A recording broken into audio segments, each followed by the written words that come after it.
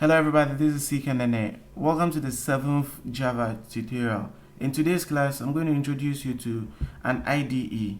Alright, what IDE basically means is Integrated Development Environment, and it's a piece of software used for programming some programming languages, for example, C++, Java, Visual Basic, among others.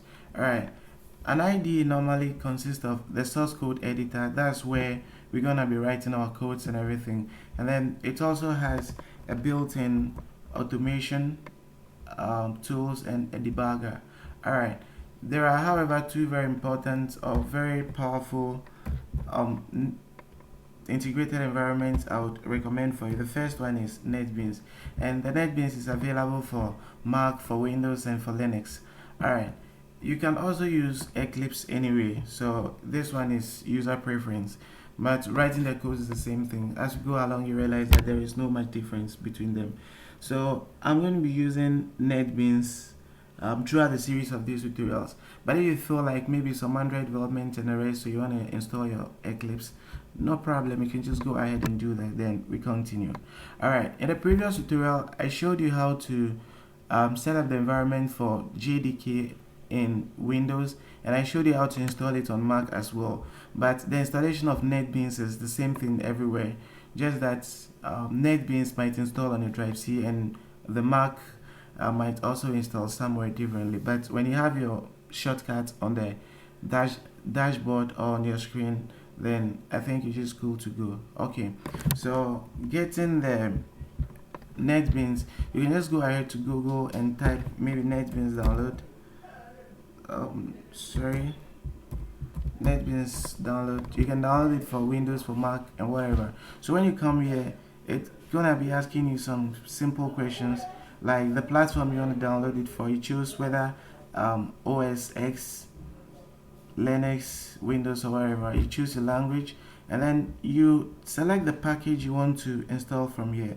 I normally install this, which includes everything, and it's the biggest file ever, but it's worth it. So maybe you can just say I'm just downloading it for programming Java SE, Java EE, maybe C or C++, which are also very simple.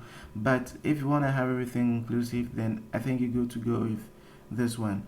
Alright, the latest version of Netbeans as of the time of recording this video is 8.0.1, which I also have installed on my computer and I'm going to be using. So as I told you can search for Mac, Linux, or whichever operating system you're using, and you can still go to Google and type probably Eclipse download, and it takes you to wherever I can get the software and install on the system. Alright, so after getting your Netbeans or Eclipse downloaded on your system, you can just go ahead and navigate to where you've downloaded the software to. So I already have mine on the screen, so you just go ahead and double click on the software, so it gives you some time, it opens up, and then you start your installation and all that. It's just a very simple next, accept license agreement and the rest, then you have it installed in the system. It's never difficult at all. So when you have your IDE installed in your system, then we're good to go. So thank you guys for watching, and don't forget to subscribe to my YouTube channel. In the next tutorial, I'm going to show you how to start working with the Netbeans for programming Java. Thank you.